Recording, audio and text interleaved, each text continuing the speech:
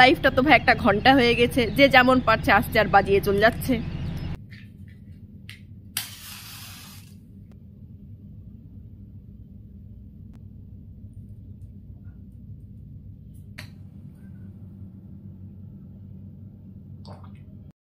আবার শুরু এক নতুন জার্নি। এবারের প্রিপারেশনটা মোটেও সোজা হবে না। আগে তো প্রিপারেশন ছাড়া অন্য কিছুই ছিল না। যখন হয়তো এক্সাম থাকতো অনেকটা টেনে নিতাম, যখন এক্সাম থাকতো না তখন একটু কম প্রেশার দিতাম, কিন্তু এখন আর সেই বালাটা নেই। খুব সত্যিই প্রবলেম হচ্ছে। এখন প্রায় 1 মাস হতে চললো আমার পোস্টিং হয়ে গেছে, তো প্রিপারেশনের অবস্থা খুবই খারাপ। ডিউটি ডেলি থাকে, এবার ডেলি ডিউটি মানে 7 ঘন্টা 8 ঘন্টার ব্যাপার। তারপরে এক্সারসাইজ করা, নিজের খাওয়া দাওয়া সমস্ত কিছু কমপ্লিট করার পর প্রিপারেশনের সময় খুবই কম পাওয়া যাচ্ছে। কি জানি নিজের প্রতি একটু যেন কনফিডেন্স কম লাগছে। কি করব জানি না।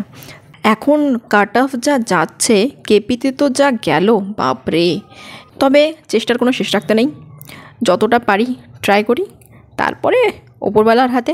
তোমাদের লাস্ট ভিডিওতে বলেছিলাম যে আমি সাইথিয়া যাচ্ছি, তো আপাতত আমি সাইথিয়াতে আছি, পিছনেই সাইথিয়া জাংশন। তো ফার্স্ট আমরা এসেছিলাম শিউরি লাইন থেকে এইচএস এক্সাম বলে, বাট মানে এদের কি বলবো, সকাল 7টায় থানায় রিপোর্ট করেছি। দিদি বলেছিলেন আগের দিন রাত্রিতে আসতে, ওখানে দিদিকে অনেক ম্যানেজ করে বলে বলে তারপর বললো যে ঠিক আছে সকালবেলায় তাড়াতাড়ি যাও, নিজের নাকটাও বাঁচাও আমার নাকটাও ঠিক রাখো। সেই মতোই দিদির কথা শুনে চলে আসলাম সকাল 7টায়। তারপর ওখানে আরামসে বসিয়ে রাখলো আধা ঘন্টা 1 ঘন্টা। 8টায় বলছি যে স্যার একটু জায়গা দেখে দিন, আমরা একটু রেস্ট করি, একটু পরে তো আবার ডিউটি ধরতে হবে। ওরা বলছে হ্যাঁ হ্যাঁ দেখা হচ্ছে দেখা হচ্ছে।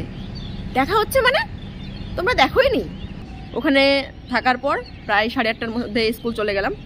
তো লাস্টের বেলায় প্রায় 2-3টের সময় জায়গা দেখে দেওয়া হয়েছে। যাই হোক খুব খারাপ বিষয়। তো ফার্স্ট দিন কোনো রকমে কাটলো। আজকে আবার ডিউটি দিয়েছে দুয়ারে সরকার। সকালবেলা জাস্ট একটু প্রিপারেশন করলাম, বুঝতেই পারছো। এবার তো এতদিন তো কষ্ট ছিল, এবার প্রিপারেশন করা খুব কষ্টের, খুবই বুঝতে পারছি না কিভাবে ম্যানেজ করব। তো যাই হোক জায়গাটা দেখাই তোমাদেরকে। জায়গাটা অনেক অনেক সুন্দর। এই দিক দিয়ে একটা ছোট্ট রাস্তা আছে, এই দিক দিয়ে রাস্তা চলে আসলো পুরো জাংশনে। এখানে নাম হচ্ছে এটা রেল স্টেশন, বাট এখানে রেল নয়, লরি স্টেশন। এটা দেখো এতটা পরিমাণে এখানে ট্র্যাক রয়েছে, এই যে পুরো পুরো ভর্তি। এখানে অ্যাকচুয়ালি কি এখানে স্টেশনটা খুব কম ট্রেন যাতায়াত করে, ওই জন্যই মানে এইরকম অবস্থা। দোকান টোকান খুবই কম। ইচ্ছা করছিল সকালবেলা একটু ঘুরিয়ে এইদিকে, কিন্তু দুর্ভাগ্যবশত আমরা যে হোটেলে আছি প্রায় 8:30টার পর গেট খোলা হয়। তো এখানে একটু যোগা করব। ট্রেন যাতায়াত সত্যিই খুব কম। এখানে ট্রেন যাতায়াত যদি থাকতো একটু ভালো মতন, টুক করে বাড়ি পালিয়ে যাওয়া হতো, কিন্তু সেই সৌভাগ্য আমাদের হচ্ছে না। মেনলি এই দিক দিয়ে এই ট্রেনগুলোই যাতায়াত করে, প্যাসেঞ্জার ট্রেন খুব কম এখানে। এখান থেকে সিউড়িতে প্রায় পুরো দিনে হয়তো 4 থেকে 5টা ট্রেন আছে, তার বেশি না।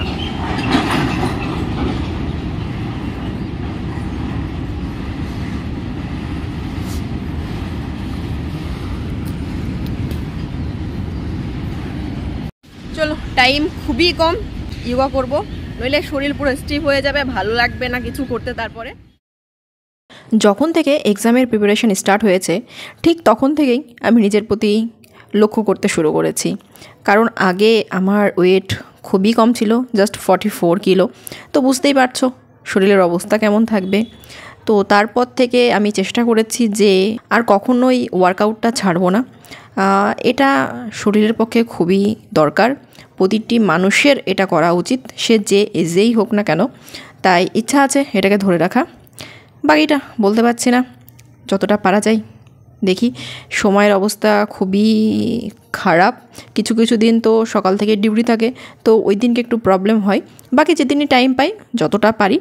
এখানে আসার পর হয়েছে কি, পাশেই গ্রাউন্ড আছে মোটামুটি 1 কিমি মতন, দেখলামও, কিন্তু গেট খুলতে অনেক লেট করছে। আর তারপর আবার প্রায় 9টা থেকেই ডিউটি, আর 9টা থেকে ডিউটি মানেই আগে থেকে রেডি হতে হবে।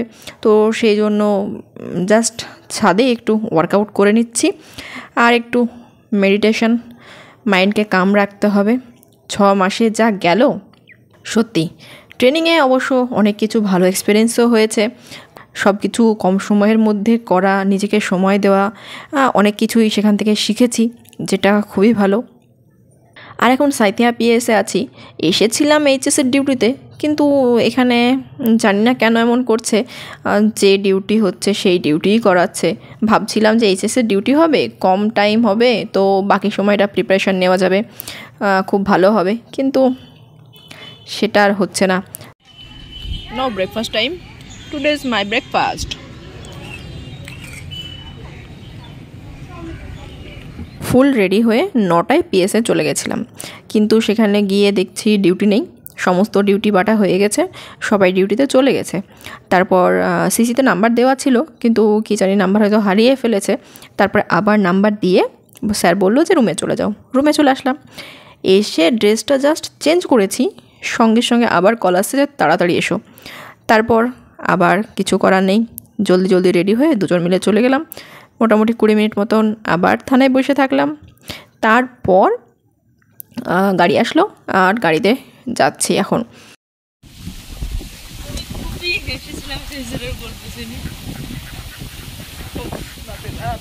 কত ফাঁকা, কত সুন্দর পাখিগুলো ঘুরে বেড়াচ্ছে। হ্যাঁ, পুরো ফাঁকা ফাঁকা ফাঁকা ফাঁকা। এখানে থেকে যাচ্ছে, বাপরে হাওয়া। খারাপ লাগে না, ফাঁকা থাকে ডিউটি করতে ভালো লাগে। হ্যাঁ, ভালো লাগে না, এখানে থেকে যাই।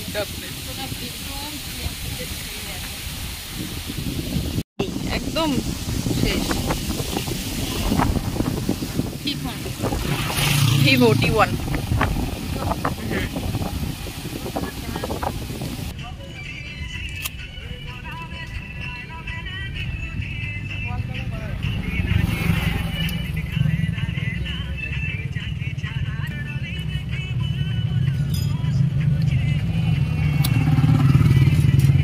ফাইনালি 3টের সময় কমপ্লিট হলো। এত রাগ লাগছিল যে কি বলবো। আমাদের শিফটিং হওয়ার কথা ছিল 2টোর সময়, যে নেক্সট পার্টি আসবে আর আমরা বেরিয়ে যাব। এবার এই করতে করতে ওনারা 3টে বাজিয়ে দিলেন। এতটা পরিমাণে খিদে পেয়ে গেছে সিরিয়াসলি, এই জন্যই বেশি রাগ হচ্ছিল। আর ওখানে খাবার দোকান একদমই ছিল না। যাই হোক, ফাইনালি কমপ্লিট করে এখন রুমে যাচ্ছি।